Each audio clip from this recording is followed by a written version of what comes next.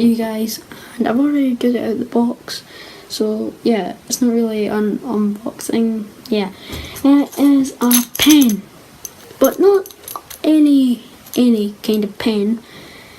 I'm pretty lucky to get this because I can't afford fucking shit, so yeah. Hello darkness, my old friend. Anyway, other besides that, it is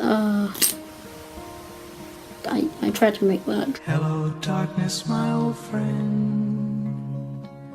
I've come to talk with you. It's a fishing rod pen, so you can, like, if you're going fishing, you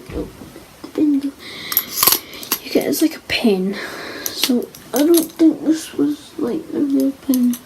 This feels cooler than the other one. Anyway, this is the actual thing on purpose. It's pretty hard, and this is it. And if you fold this out really much, it's like a fishing rod, and I'm going to put the real on for you. I'll just speed this up. So.